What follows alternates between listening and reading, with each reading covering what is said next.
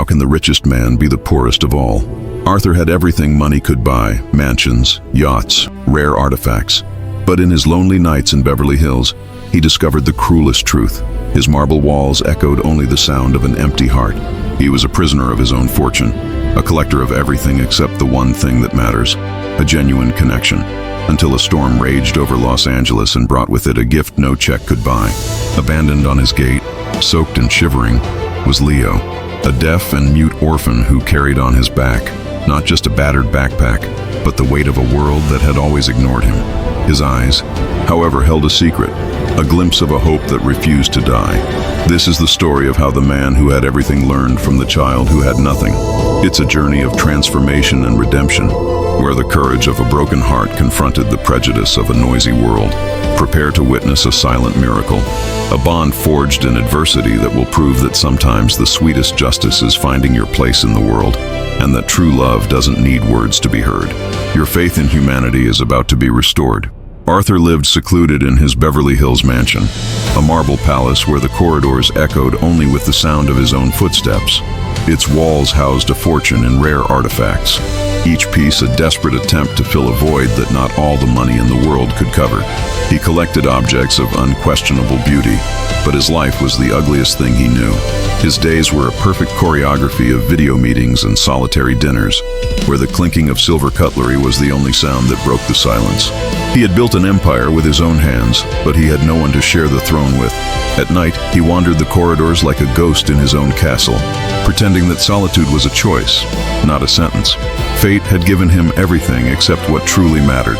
He was the richest man in the room, but always the poorest in genuine connections, and not even his army of advisors could protect him from the truth that stared him in the gold-plated mirror every morning. The storm lashed Los Angeles with rare fury, and Arthur watched the raindrops trickle down the soundproof window of his study. That's when an erratic movement at the electronic gate caught his attention. Against all odds, a small, huddled figure clung to the metal bars, abandoned to the fury of the elements.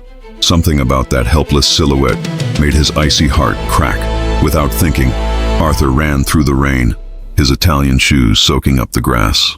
As he approached, he saw it was a boy, no more than 6 or 7 years old, trembling uncontrollably. The boy's deep brown eyes met Arthur's, and in them he saw not fear, but a resignation so profound it hurt more than any blow. It was Leo. He carried the feather-light child inside, wrapped him in a cashmere blanket, and called his personal physician. While he waited, Arthur watched the sleeping boy on the sofa, his little fish rising and falling erratically. For the first time in years, someone real was breathing within those walls, and that simple act seemed like a miracle. The following morning brought the cold light of reality. Leo was deaf and mute, abandoned by a system that had no place for him. Arthur, accustomed to solving problems with checks, tried to enroll him in the best specialized school in San Francisco.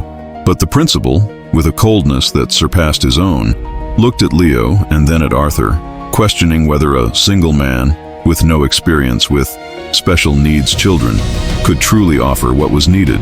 That word, special, echoed in Arthur's mind like an insult. He saw the boy reduced to a diagnosis, a problem to be managed. Leo, sensing the tension, shrank behind Arthur's leg, his eyes wide with a fear that Arthur recognized. It was the same fear he saw in the mirror every day, the fear of not being enough, of not belonging. At that moment, the conflict was no longer about finding a place for Leo, but about Arthur finding the courage to be that place. His fortune was irrelevant, his power a joke. The real obstacle was himself, his ingrained fear of failing, of connecting, of loving, and perhaps losing. He had to decide whether he would be just another person who abandoned Leo, or whether he would be the exception who would change his destiny forever. A week after the failed attempt at school, Leo woke up feverish, his small body trembling uncontrollably. The private doctor diagnosed severe pneumonia, aggravated by the trauma of his abandonment. In the hospital, under the harsh white light of the room, Arthur held Leo's tiny, warm hand, watching the machine monitor each labored breath. It was then that the boy, in a state of delirium, did something that broke Arthur in two. His little fingers formed a hesitant sign, a basic "I love you" that a nurse had gently taught him days before. That was the final straw. Arthur, the unwavering tycoon, collapsed in silent tears beside the bed. He realized, with piercing clarity, that all his millions couldn't buy a single healthy breath for that child. His world of business and acquisitions crumbled, revealing itself to be a monumental farce. The only thing that mattered was the fragile bond between his hand and that of the boy who, even in his pure suffering, still managed to offer love. He whispered, his voice hoarse with emotion, promises that echoed through the barren hospital corridors. He promised that if Leo got better, he would change, he would learn, he would stay.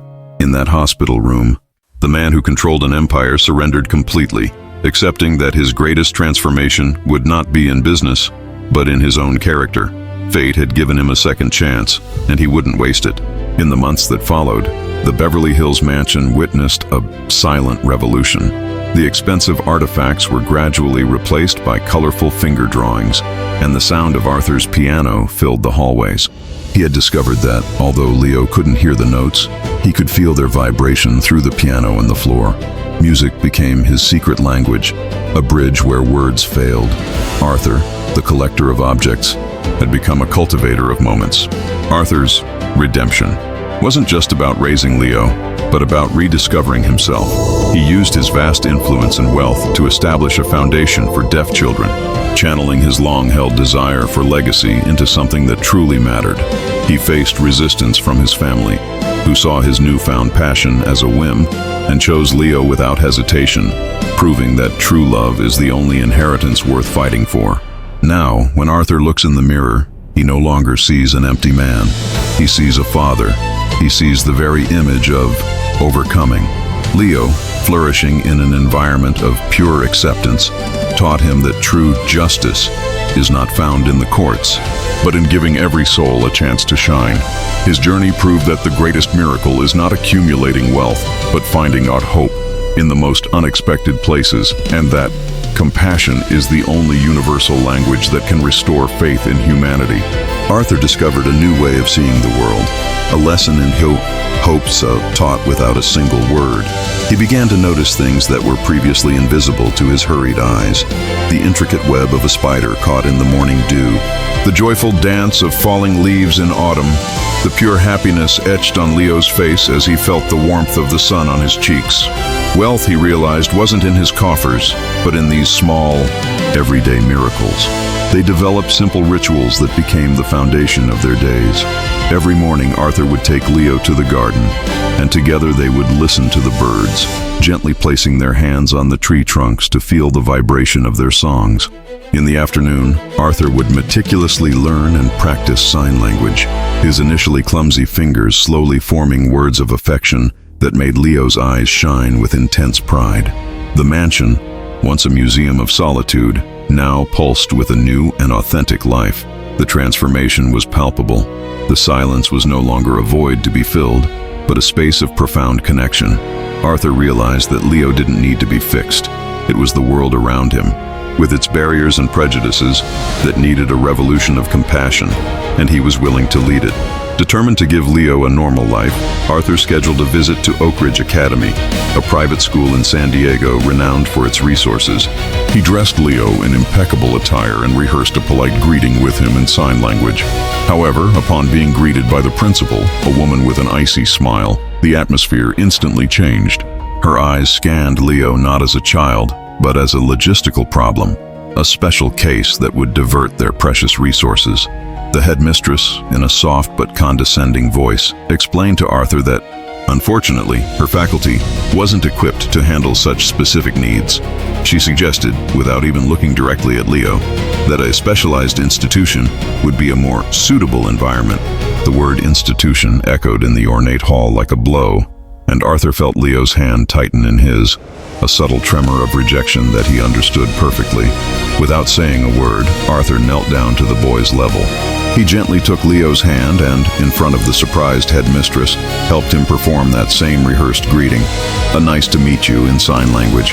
It was a silent act of courage and dignity. They left the school hand in hand, the woman's rejection becoming the fuel for the justice Arthur now knew he needed to seek. That night, in the silent darkness of his room, Arthur's demons whispered louder. He watched Leo sleep, his serene face a stark contrast to the storm of uncertainties in his chest. Who do I think I am? The inner voice tormented him. A man who buys companies, not one who raises children. I'm going to ruin everything. I'm going to hurt him with my cold demeanor, with my baggage, with my inability to be normal. He found himself replicating the patterns of his own absent father, a ghost he had sworn never to become. The fear was no longer about logistics or comfort. It was about profound emotional vulnerability.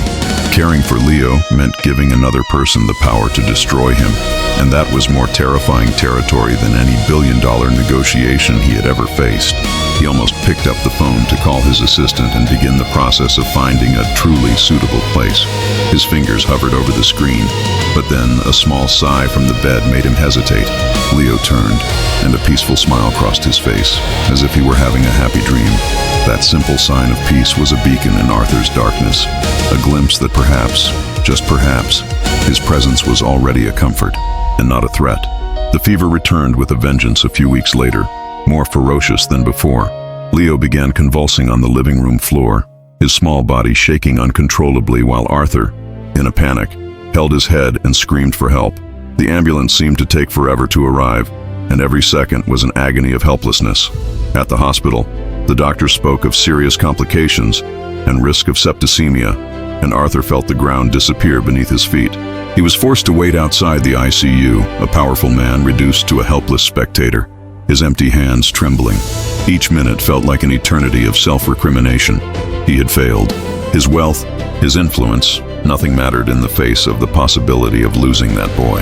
The impersonal white walls of the hospital corridor witnessed his final downfall, the tycoon's facade crumbling completely. When they finally allowed him in, he approached the bed surrounded by wires. Leo looked so small and fragile, and then Arthur knelt, his tears soaking the sterile sheet. "Please stay," he whispered, his voice breaking. "I love you. I truly love you." There was no more doubt, no more fear. It was the purest, rawest truth he had ever spoken in his entire life. He had faced the abyss, and within it, found the overcoming of his greatest fear, to love unconditionally. During Leo's convalescence, Arthur tried everything to comfort him. One day, almost by accident, he sat down at the white grand piano in the music room, a piece that was more of an ornament than an instrument. He began to play a simple, soft melody of a song his grandmother had taught him in childhood. Leo, who was lying on the sofa, felt the vibrations in the wooden floor and crawled closer, placing his little hand on the side of the instrument. His eyes widened in pure astonishment. He felt the music, not with his ears, but with his whole body. It was a physical sensation of connection that words could never provide. Arthur, noticing the reaction, began to play harder, creating rhythmic patterns that made the ground tremble. He saw Leo laugh, a silent and contagious laugh, and his own heart filled with a joy he didn't even know was possible. From that day on, the piano became their altar. Arthur would play, and Leo would respond by clapping to the rhythm or dancing, feeling the music through the vibrations. It was a miracle of communication discovered not in manuals or expensive therapies, but in pure intuition, and one, compassion. They had built a bridge over the abyss of silence, and that bridge was made of chords and vibration. It was the hospital's music therapist, a woman named Clara with kind eyes and calm hands, who saw the seed of what was blossoming between Arthur and Leo. She went to the mansion not as a professional, but as a facilitator. "You're already doing the most important work, Arthur," she told him, watching him play for Leo. "Now, let's just refine the language." Clara introduced Arthur to American Sign Language, not as a daunting task, but as a key to a new world. She showed him that each sign was like a small sculpture in the air, an art form that he and Leo could create together. Arthur, the most dedicated student of her life, studied flashcards at night, his fingers, once nimble only on computer keyboards, now bending into the shapes of family, love, and safe. She also helped Arthur unearth his own traumas, showing him that his wall of ice wasn't a fortress, but a prison. Through Clara, Arthur understood that his healing journey and Leo's were intrinsically linked. She was the professional hope, the guide who confirmed he was on the right path, offering not only techniques but validation for his deepest paternal instincts. Arthur's old meeting table, made of polished ebony, was now covered in papers, but these weren't merger contracts. They were outlines for a foundation, plans for a community center for deaf children. His long-standing passion for collecting fine things had transformed into a fierce desire to create opportunities. He used his influence not to impress other tycoons, but to raise funds and awareness, his personal story becoming his most powerful tool. He attended a charity gala dinner in New York, an event he used to frequent to close deals. This time, he brought Leo, and on stage, under the spotlights, he told his story. Not about the successful businessman, but about the lonely man who was saved by a child. He spoke about social justice, about inclusion, and when Leo joined him and signaled "thank you" to the audience, there were not only applause, but tears. Arthur had found his truest legacy. It wasn't in his corporate empire, but in the smile of a child who now felt seen and understood. He realized that redemption isn't about erasing the past, but about using your history and resources to build a better future. He had transformed from a collector of objects into an architect of possibilities, and this new purpose was infinitely more rewarding. News of Arthur's new life reached his family in old New England as an unacceptable scandal. His sister Eleanor, the embodiment of tradition, appeared at their mansion unannounced. Her eyes swept across the room, now filled with toys, with the same revulsion one looks at a vandalized museum. "Arthur, this is a farce," she said, her voice a cold cut. "You can't just adopt a problem to fill the void. The family has a reputation." She didn't see Leo as a child, but as a stain on the family legacy, a distraction from serious business. She argued that Arthur was acting on emotion, an unforgivable weakness in her world. She tried to appeal to the Arthur she knew, the man of steel who put the empire first, offering discreet and expensive solutions involving specialized boarding schools far away. Arthur listened, standing before the fireplace, and for the first time, his sister's fury did not intimidate him. He saw the fear behind her disdain, the fear of change, of what is different. When she finished, he simply signaled to Leo, who watched from afar with apprehensive eyes, "It's all right." That small act of reassurance was his final answer, the justice he now fought for began within his own home. Eleanor didn't give up. She brought the family will, a menacing document containing a clause. The majority inheritance and control of the company were contingent upon maintaining the conduct and interests of the family. She placed the paper on the table, challenging him. "It's him or your birth. Arthur, you can't have both." It was an ultimatum designed to force him back to reason, to the reality as they understood it. Arthur looked at the document, then at a photo of him and Leo on the beach, their expensive clothes soaked with salt water and happiness. The choice, which he feared would be agonizing, was the easiest he had ever made. He picked up a pen, but instead of signing anything, he wrote 2 words on a notepad: "I resign." He was voluntarily resigning from his position as CEO and relinquishing his inheritance. The silence in the room was thick. Eleanor stood stunned. Arthur then walked to the bookcase and picked up a small wooden horse, a simple toy that Leo loved. "This," he said, his voice calm but firm, "is the only inheritance that matters to me now." He chose love over the legacy of blood, proving that the courage just to follow one's heart is the greatest wealth of all. Abandoning his inheritance did not mean the end of his struggles. His family, feeling outraged, challenged his fitness to be Leo's legal guardian, citing his impulsive decision and lack of parenting experience in court documents. The case became public, and Arthur found himself fighting for custody of Leo in a Seattle court, his private life exposed for all to see. It was the most grueling battle of his life. Family lawyers painted him as an unstable eccentric, while he struggled to express the simple truth of their bond. The turning point came when the judge, an elderly woman with piercing eyes, asked to meet Leo. Instead of questioning, she simply observed Arthur and Leo interacting in a side room. She saw them conversing in sign language, sharing a silent joke. Leo's absolute trust in Arthur was palpable. The judge's decision was delivered with an eloquence that silenced the room.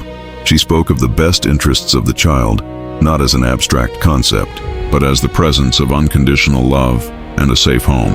She granted Arthur full custody, calling his journey one of the most genuine stories of transformation and redemption she had ever witnessed in her career. For Arthur, the ruling was not a victory over his family, but a monumental overcoming of all the obstacles that tried to separate him from his son. With custody secured, a strange peace settled over Arthur. The anger against his family, which had once been a constant fire in his chest, had turned into cold embers. He realized that harboring that resentment was like taking poison and expecting others to die. It was during a quiet afternoon in the garden, watching Leo play, that he finally understood the cycle of pain his own absent father must have lived through. He didn't justify his father's actions, but he began to see the man behind the family myth, a man trapped by his own expectations, as afraid of vulnerability as Arthur used to be. This understanding didn't erase the past, but it robbed him of its power to hurt him in the present. It was an act of liberation, not for his father, but for himself. A week later, Arthur wrote a letter to his sister, Eleanor. It wasn't a letter of forced reconciliation, but a simple statement of his boundaries and his new purpose. He ended with the sentence, "I refuse to pass on the legacy of coldness we received. The cycle ends with me." Sending that letter, he felt the weight of decades lift from his shoulders, making room for a lighter future. The story of Arthur and Leo, which was now making headlines in a positive way, reached the ears of a face from the past, Ben, his best friend from college in Boston, from whom he had drifted apart as he became obsessed with work. Ben appeared at his door, not as an admirer, but as a concerned friend. "I heard you've finally gone completely mad," Ben said with a familiar smile, before giving him a tight hug. This meeting opened doors to others. People Arthur had pushed away in his rise to the top now saw the genuine change in him and drew closer, offering support not out of self-interest, but out of loyalty. His home, once a symbol of isolation, became a place of warm gatherings. Leo, who was initially shy, flourished with the attention, learning to make new signs for friend and laughter. Arthur realized that these reconnections were possible because he was a different person now, more authentic, more open. He no longer needed to impress anyone. His transformation had acted like a magnet, drawing back into his life the souls that had always mattered, proving that the hope of new beginnings applies not only to families, but also to long-lost friendships. Arthur's life had settled into a completely new rhythm, a harmonious dance between responsibility and joy. He still managed his businesses, but from his home office, with the door always open for Leo to come in and show him a new drawing. Meetings in Tokyo were now held via video, and he inflexibly refused to work after 6 p.m. That was his and Leo's sacred park hour. He discovered a passion for cooking, a mundane activity that became a daily adventure. Leo, his official little helper, loved mixing ingredients and feeling the different textures. The kitchen, once a barren and unused territory, was now always filled with the smell of homemade bread and the joyful chaos of a family. It was the complete opposite of his previous life, and Arthur wouldn't trade it for anything. This new balance wasn't about finding time for everything, but about integrating everything that mattered into a coherent whole. His work fueled his foundation, which enriched his family, which gave purpose to his work. He had discovered that true overcoming isn't about beating others, but mastering the art of living a meaningful life, where success is measured in shared moments and silent smiles. The foundation was no longer just a sketch, but a vibrant reality christened Our Voice. Arthur acquired an abandoned warehouse in the heart of Seattle and transformed it into a bright and welcoming community center. The walls were painted in vibrant colors by local artists, and every detail, from the floors to the bathrooms, was designed to be fully accessible. It was a space where silence was not a disability, but a dialect. The inauguration was a moving event. Deaf children and their families filled the space, and the predominant sound wasn't voices, but the palpable energy of hope and connection. Arthur gave a speech, with Leo by his side, translating his words into American Sign Language with charming seriousness. Seeing Leo, once so isolated, now at the center of a community, was the final confirmation that he was on the right path. The foundation became Arthur's true legacy, far more significant than any corporate empire. It was a beacon of justice and compassion, living proof that a single twist of fate could generate waves of positive change. He wasn't just building a center, he was building a world where children like Leo would never again feel invisible. Within the stimulating environment of Our Voice, Leo flourished in a way that surprised even Arthur. A therapist discovered he had a natural talent for art, an ability to express complex emotions through paints and colors that his hands couldn't signal. He began creating vibrant, dynamic paintings, each telling a silent story. The breakthrough came when a local art gallery in Portland organized a special exhibition for deaf artists. The centerpiece was a painting by Leo, a bold self-portrait where he saw himself holding hands with Arthur, with waves of color emanating from their connected bodies, representing the music and love they felt. The caption, written by Arthur, read, "Our language." Seeing his own experience portrayed with such beauty and insight touched Arthur deeply. It was no longer him saving Leo, it was a partnership, a mutual journey of transformation. Leo's art was not just an achievement, it was a declaration of existence, proof that his overcoming and resilience inspired everyone around him. The story of Arthur and Leo, and the success of the Our Voice Foundation, began to attract national attention. A major daytime TV program invited them for an interview in New York. On air, Arthur spoke not as a tycoon, but as a father. He talked about his loneliness, his meeting with Leo, and the redemption he found in unconditional love. When the presenter turned to Leo and asked, through an interpreter, what he loved most about Arthur, Leo didn't hesitate. His fingers formed the signs with a clarity that reached millions of homes. "My father makes me feel safe. He listens to me." At that moment, there wasn't a dry soul in the studio. It was poetic justice in its purest form. This recognition didn't inflate Arthur's ego. On the contrary, it grounded him even more. He realized that his story was bigger than himself. He became a symbol of hope for parents and children in similar situations. His new purpose crystallized, to use his platform to advocate for broader inclusion policies and to show that compassion can in fact change the world, one child, one family at a time. Despite their deep bond, real life brought its share of friction. One day, after a particularly stressful meeting, Arthur was distant. Leo, eager to show off a new painting, tugged at his sleeve repeatedly. In his frustration, Arthur turned and spoke sharply. "Leo, not now." He instantly regretted it, but the word had come out, inaudible, though the harsh expression on his face was universal. Leo's gaze wasn't one of anger, but of deep hurt. His shoulders slumped and he retreated to his room, closing the door silently. The mansion, which had become such a vibrant home, suddenly grew cold and silent again. Arthur felt the old guilt and fear of having ruined everything return in full force. He waited a few minutes, his heart heavy, before gently knocking on the door. He entered and found Leo curled up in bed. Arthur sat beside him and, instead of apologizing, his hands formed a slow, sincere, "I'm sorry," followed by, "I'm tired, not angry with you." It was the first time their love had been tested by routine, and he had learned that forgiveness too was a language that needed to be practiced. Arthur decided it was time for Leo to experience the world beyond the mansion and the foundation. They went to a bustling amusement park in Orlando. It was a sensory overload for Leo. The flashing lights, the vibrations of the roller coasters, the crowd. At one point, he lost sight of Arthur. The panic that gripped Arthur was primal, an amplified version of the fear he felt in the hospital. He ran through the crowd, his eyes frantically searching. When he finally spotted Leo, standing motionless near a carousel, his face was pale with fear. Arthur knelt down and hugged him, feeling the little heart pounding against his own. He realized that his role wasn't to create a bubble, but to equip Leo with the tools to navigate the world, however noisy and frightening it might be. From that day on, they began practicing safety games, signals for "I'm lost" and "I need help." Arthur taught Leo to look for a mother with children or a park employee. It was a solemn reminder that their journey wasn't just about creating joy, but also about building courage and resilience in the boy, preparing him for the challenges that life would inevitably bring. While organizing the attic, Arthur found a dusty box containing photos from his own childhood.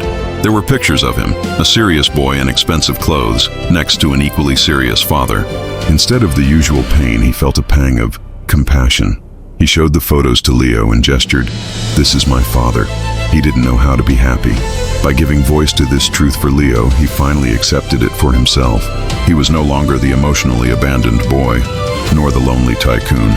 He was simply Arthur, Leo's father. The past no longer had power over him. It had become a lesson, not a chain. He closed the box with a sense of peace, knowing he was breaking the cycle for the next generation. That night, he and Leo sat on the terrace, gazing at the stars over Los Angeles. Arthur pointed to the sky and then to the two of them, signaling our future.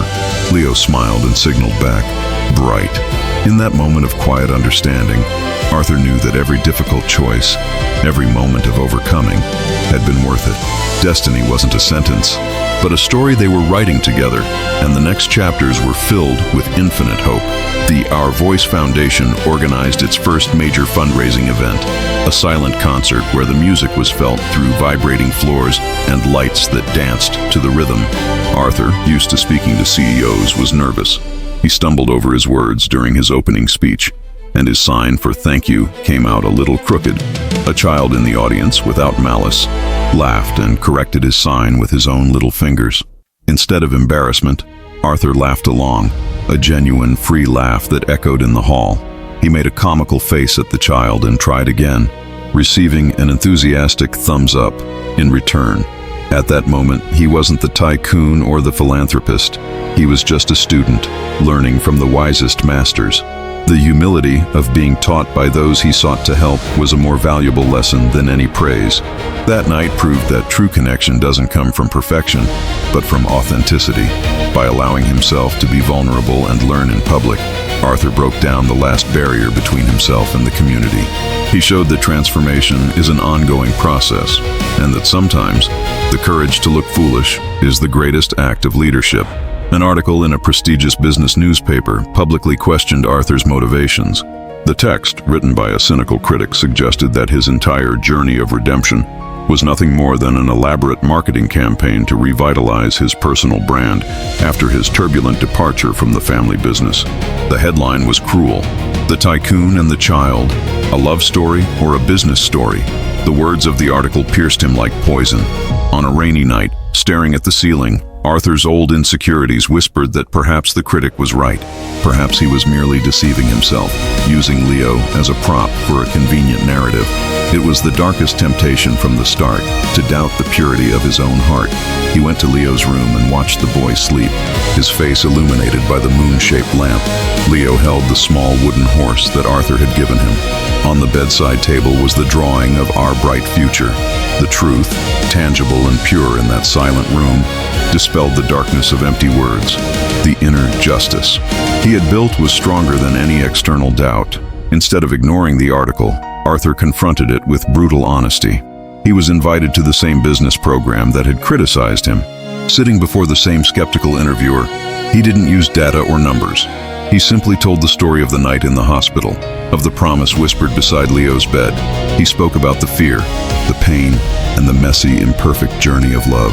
"If this is marketing," he said, his voice firm but heavy with emotion, "then I feel sorry for all of us. Because what I feel isn't a campaign, it's an everyday miracle. It's waking up and knowing that my purpose is to make the world a little bit safer and happier for my son." He wasn't defending himself. He was stating his truth undeniably. The response was overwhelming. The interviewer himself, visibly moved, reached out and apologized. The episode became one of the most watched on the show. Arthur had understood that the only response to cynicism is not anger, but unwavering vulnerability. His courage in exposing himself in this way not only silenced the critics, but further deepened the respect and admiration people felt for his transformation. Arthur decided it was time for an adventure, just him and Leo. He rented a motorhome and charted a course along historic Route 66, far from the spotlight of big cities. The first day was chaotic. Arthur burned dinner, and a sandstorm in Arizona forced them to stop on the side of the road. Inside the rocking motorhome, instead of fear, they had a pillow fight, laughing silently until their stomachs hurt. It was in the simplicity of life on the road that Arthur found the purest joy. They stopped at eccentric tourist spots, ate poorly made sandwiches, and communicated through creative signs and gestures in the middle of nowhere. Leo, far from any therapy or formal structure, flourished in a new way, his boundless curiosity being the only guide they needed. One night, camping at the Grand Canyon, they sat around a campfire. Arthur pointed to the starry sky, endless and silent. Leo rested his head on Arthur's shoulder, and together they simply felt the immensity. In that shared silence, Arthur understood that this was true wealth, the freedom to explore the world with the one you love, creating a bond that neither time nor distance could break. In a small town in New Mexico, Fate played a trick on him. While buying supplies, Arthur recognized a solitary figure sitting on a park bench. It was his former driver, an elderly man named Joseph, who had been fired years before for a trivial mistake. Joseph looked tired and somewhat lost. Arthur's old resentment initially resurfaced, but then he felt Leo's hand tugging at his. Arthur took a deep breath and walked over to Joseph. He introduced himself, not as a former boss, but simply as Arthur. Joseph, with surprised eyes, explained that he had fallen on hard times after losing his job. Instead of indifference, Arthur felt a pang of guilt. He offered Joseph not his old job, but a fresh start, a janitor position at the Our Voice Foundation, where his experience would be valued. Accepting that offer was a redemption for both of them. For Joseph, it was a second chance. For Arthur, it was an opportunity to correct a past mistake, to practice the compassion he now preached. It was a powerful reminder that transformation is not linear and that true change requires confronting the ghosts of who you used to be. The journey was drawing to a close. On the way home, with the motorhome filled with souvenirs and seashells from the Gulf of Mexico, Arthur reflected on everything he had learned. He realized that the road was a perfect metaphor for his life with Leo, full of unexpected turns, unpleasant stops, but also breathtaking landscapes and a profound sense of being exactly where he was meant to be. He had learned to navigate disagreements in confined spaces, to celebrate small victories like finding a great food truck, and to trust his instincts, not the GPS, both on the road and in fatherhood. The journey had shaped them, teaching them both the courage to venture into the unknown, knowing they had each other. As they caught sight of the Los Angeles suburbs, Arthur didn't feel the tightness in his chest he'd felt before. He looked at Leo, who was asleep in the passenger seat, and knew that no matter where they were home. The journey had solidified what he'd always suspected, that love isn't a destination, but the journey itself, and every mile traveled together was a miracle to be celebrated. The motorhome stopped in front of the gates of the Beverly Hills mansion, but something fundamental had changed within Arthur. The house was no longer a gilded cage, but a safe haven, a place to return to and share the stories of his adventures. The silent hallways now seemed eager to be filled with the new memories they carried with them. Leo ran inside, excited to show his travel treasures: a shiny stone, an eagle feather, a refrigerator magnet from a ghost town, to his nanny and the house staff. Arthur watched, realizing that the house came alive not with valuable objects, but with the insignificant fragments of a life well lived. The transformation wasn't just in them, but in the very space they inhabited. That night, in his own bed, Arthur closed his eyes and no longer saw the image of the empty man in the mirror. He saw the face of a father, an explorer, a fellow traveler. The journey had washed away the last ashes of his old self. He was, finally and completely, at home in his own skin, a feeling that was the very essence of hope fulfilled. Inspired by the trip, Arthur made a bold decision about Leo's education. Instead of trying to fit into another rigid system, he created a personalized school of life. He hired tutors specializing in deaf education, but the curriculum was based on his own experiences. They studied geography by tracing their route on Route 66, biology by identifying the flora of the Grand Canyon, and history by learning about the native peoples of New Mexico. Leo, who had previously retreated into formal school environments, flourished in this personalized method. His curiosity was the driving force, and the world was his classroom. Arthur participated in the classes whenever he could, learning alongside his son. They conducted scientific experiments in the kitchen and practiced math by calculating the budget for their next mini-adventure. It was an education based on understanding, not memorization. Arthur watched Leo's confidence grow each day. He realized that his mission was not to prepare Leo for the world, but to give Leo the tools to shape his own place in it. This unique educational journey was a testament to his love and commitment to his son's unique future. One day, during one of his lessons at the foundation, Leo asked Arthur a profound question through sign language. "Dad, when I grow up, can I do this for other children too?" The simple question, born from Leo's pure empathy, touched Arthur more deeply than any headline or philanthropy award. It was the seed of a legacy germinating in the next generation. Arthur knelt down, his eyes welling with tears. He motioned back. "You're already doing it." He explained that Leo's courage in being who he was, his joy and his art, already inspired countless people. The foundation wasn't just Arthur's legacy. It was the starting point of Leo's legacy. It was a promise for the future that would extend far beyond the life of a single man. At that moment, Arthur understood the complete cycle of redemption. He had been saved by Leo, and now he witnessed his son wanting to extend that salvation to others. There was no greater miracle than this. The legacy wasn't about an empire or a fortune, but about the compassion that multiplies, passing from father to son in an infinite cycle of hope. Mornings at the mansion had become a sacred ritual. Arthur, standing before the same gold-plated mirror that once reflected his loneliness, now found himself surrounded. Leo enthusiastically brushed his teeth in the next bathroom, making funny faces at his reflection. The muffled sound of running water and quick footsteps down the hallway were the soundtrack to his new life. He no longer searched for traces of the empty man. Now, he adjusted his tie while watching, in the reflection, Leo trying to tie his shoelaces alone, his tongue hanging out in concentration. A tranquil smile crossed Arthur's face. The image in the mirror was complete, filled not with possessions, but with presence. It was the most visible transformation. The same man, a completely different inner world. That daily scene was her most powerful reminder. All the wealth in the world paled in comparison to the privilege of witnessing a child grow, of being the person with whom she felt safe enough to make faces. The mirror, once her accuser, was now her most faithful witness to redemption. One Saturday afternoon, Arthur canceled a last-minute meeting with a foreign investor. Instead, he and Leo went to an ordinary public park with rusty chain swings and a dusty baseball field. Arthur pushed Leo on the swing, higher and higher, until the boy's feet seemed to touch the clouds. His face lit up with a silent ecstasy. So, sitting on the grass, they shared a simple picnic of cheese sandwiches and apple juice. Leo showed Arthur how to make soap bubbles with his hands, his palms forming a perfect cup for an iridescent, fragile sphere. Arthur laughed, a genuine, carefree laugh that came from a place he didn't even know existed. The happiness was as tangible as the warm breeze on his face. At that moment, he wasn't a former tycoon or a philanthropist. He was just a father in a park. He realized that true wealth wasn't in bank statements, but in the lightness of a heart without burdens, the sweetness of a shared apple juice, and the fleeting beauty of a soap bubble caught in midair. It was the simplicity he had always sought, but could only find through love. Arthur's life had become a rich tapestry of relationships.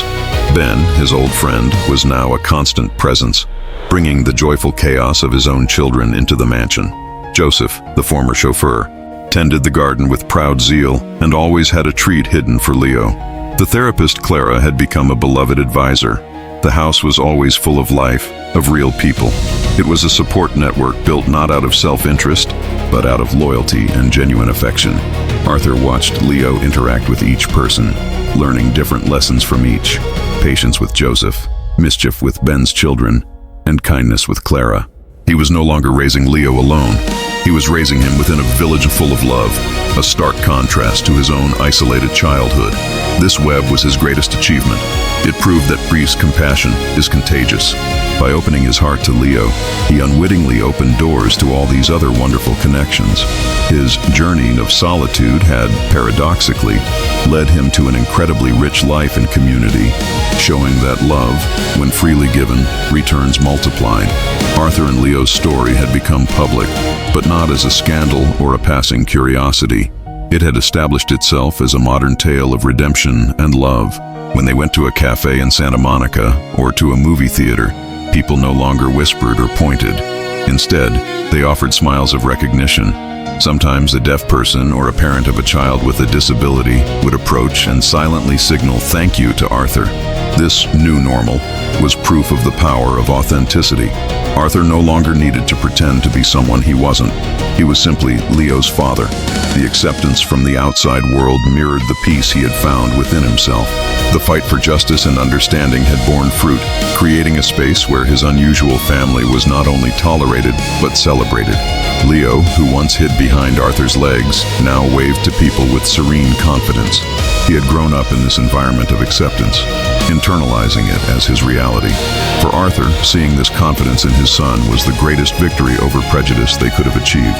It was the transformation of the world around them, a reflection of what had happened within their own hearts. Arthur had always believed he was the teacher, the protector, the guide. But one day, During an event at the foundation, he witnessed Leo comforting a new child who was crying, frightened by the new environment. Leo, without hesitation, sat beside her and began making the same faces he made for Arthur in the mirror. In seconds, the girl was laughing through her tears. At that moment, Arthur had an epiphany. He realized that the greatest lesson wasn't what he taught Leo, but what Leo unconsciously taught him. Leo taught him courage by facing a silent world with a smile. He taught him resilience by getting up after every fall. He taught him pure compassion without judgment. And above all, he taught him that the deepest love needs no words. He now saw that his journey wasn't about saving a child. It was about two incomplete souls who found each other and became whole together. Leo wasn't his salvation project. He was his master, his guiding light, the miracle that rekindled his humanity. The gratitude Arthur felt was an ocean, and he sailed on it every day. Sitting at his desk, Arthur wasn't analyzing financial reports, but sketching out plans for expanding our voice to other cities. He imagined Leo, now an adult, perhaps taking the lead in the foundation, using his own unique experience to guide other children. He envisioned a future where inclusion wasn't a struggle, but the norm, and his story was just one of many that inspired this change. This vision wasn't a distant dream, but an inevitable destiny they were building together, one day at a time. He no longer worried about what Leo would be. He saw the strength, kindness, and emotional intelligence that already resided within the boy and knew that, regardless of the path he chose, Leo would illuminate the world in his own way. Looking to the future no longer caused Arthur anxiety, but rather a serene anticipation. He and Leo had planted seeds of love and hope that would flourish for generations. Their legacy was not one of power or wealth, but of a love so transformative that its echo would continue long after them, a silent testament to the miracle of a second chance. Years passed, and the Beverly Hills mansion witnessed the most beautiful of transformations. Leo, now a young teenager, held the hand of a small, frightened child who had just arrived at the Our Voice Foundation. He knelt, and his hands, once so small and hesitant, formed the first welcoming gestures with quiet confidence. He was the mirror of Arthur himself, returning to the world the hope that had once been given to him. Arthur watched from afar, his heart overflowing with an emotion so profound it ached.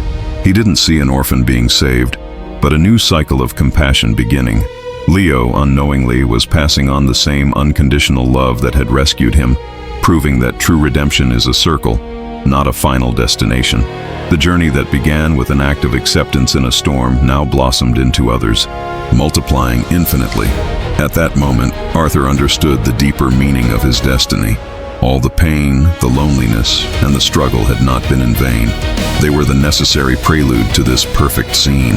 His son, his miracle, becoming the miracle of another child.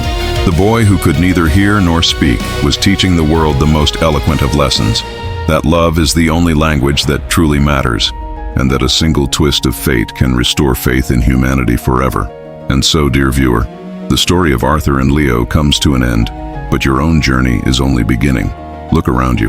How many opportunities for genuine connection have you let pass by in exchange for an empty race for success? How many Leos are there in the world? Not necessarily children, but pieces of humanity in need of a gesture of compassion, waiting for someone with the courage to reach out. Arthur's transformation didn't begin with a grand gesture, but with the decision to open a gate on a rainy night. What gate do you need to open today? A difficult conversation you're avoiding, a forgiveness you refuse to give, a fear of becoming vulnerable that paralyzes you. Their story proves that redemption is always within reach, but it requires us to relinquish control and let love guide us. This isn't just a story about a millionaire and an orphan. It's a mirror. What do you see reflected in it? The promise is this: each of us carries the power to create a miracle in someone else's life. The invitation is made. Life change begins with a single choice. And if this story touched your heart, imagine how many others are waiting to be discovered.